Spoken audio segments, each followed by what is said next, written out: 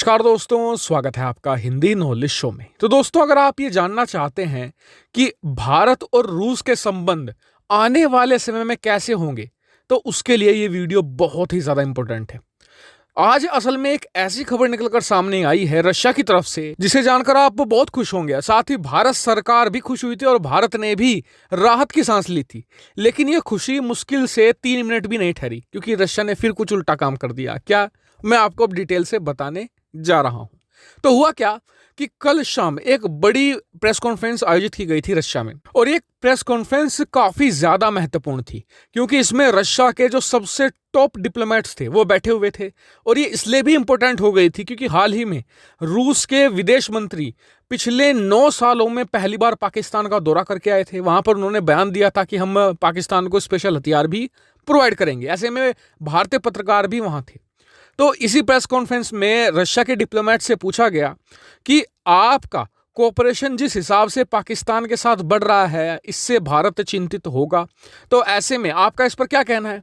तो उन्होंने कहा कि जी देखिए, भारत हमारा सबसे बड़ा सहयोगी है और हमारे और भारत के जो संबंध है वो बहुत ही ज़्यादा अच्छे हैं और स्ट्रेटजिकली बहुत ज़्यादा इंपॉर्टेंट भी है।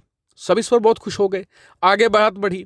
फिर मुश्किल से 3-4 मिनट हुए थे, एक और क्वेश्चन पूछा गया कि पाकिस्तान के जो आपके साथ कोऑपरेशन है उसे भारत के कॉन्टेक्स्ट में आप इसे कैसे देखते हैं?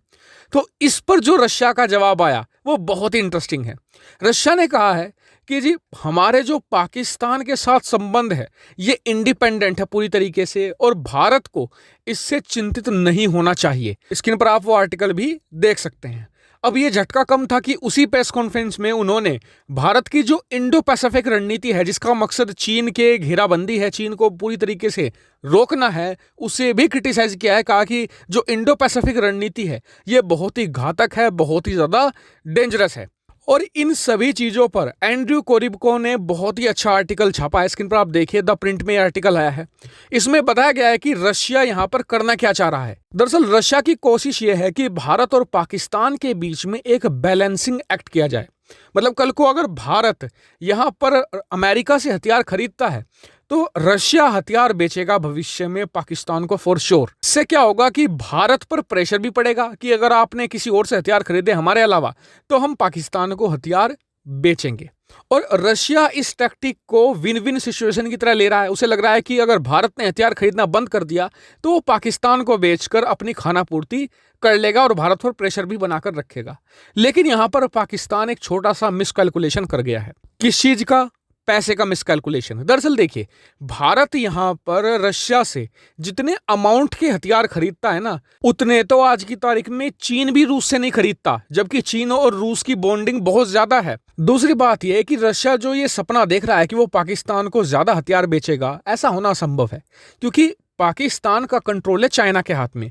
क्या चाइना ऐसा होने देगा कि पाकिस्तान चीन के हथियार ना खरीदकर रूस से ज्यादा हथियार खरीदने लगे? ऐसा नहीं होगा। हाँ, ऐसा जरूर हो सकता है कि कुछ जो अच्छे हथियार है उन्हें बहुत थोड़ी मात्रा में खरीद ले, लेकिन फिर भी वो भारत जितने हथियार कोई भी नहीं खरीद सकेगा। इवन अगर चाइना पाकिस्तान इकट्ठा भी हो जाए तो भी भारत के अमाउंट के आसपास वो कभी नहीं आ सकेंगे। इसके अलावा जो रशिया का दूसरा टारगेट है कि भारत पर प्रेशर बनाना कि अमेरिकी हथियार ना खरीदे, ये भी काम नहीं करेगा। वो इसलिए नहीं काम करेगा कि भारत पर प्रेशर बनाने के लिए अगर ये खबर आती है कि जी रशिया पाकिस्तान को कुछ हथियार दे रहा है, मान लीजिए कि S-400 दे रहा है, सुकोई 35 दे रहा है, मान लीजिए 1%, उसी दिन भारत अपनी डिफेंस मार्केट से रूस को तुरंत बाहर कर देगा और अपनी जो अरबों डॉलर की कमाई होती है भारतीय हथियारों को मेंटेनेंस करके, उनका सर्विसिंग करके, उसे रूस एक झटके में खो देगा। तो ऐसे में ना तो प्रेशर वाली टैक्टिक काम आएगी और ना ही ये विन विन सिचुएशन रूस के काम आने वाली है। रूस यहाँ पर बहुत बड़ी गलती कर रहा है पाकिस्तान और चीन के साथ जाकर। और आप देखेगा भी कि आने वाले कुछ सालों के अंदर रूस को अपने आप अकल आ जाएगी, क्योंकि ऐसा कोई सगा नहीं जिसे चीन ने ठगा नहीं। चीन एक ना एक दिन रूस को भी ठगेगा और रूस उस दिन पछताएगा, फिर दोबारा भारत के पास वो अपने आप आएगा। आपका इस पर क्या मानना है? कमेंट करके जरूर बताएगा। साथ ही वीडियो को शेयर कीजिएगा और चैनल को सब्सक्राइब करना बिल्कुल मत भूलिएगा। Thank you for watching video.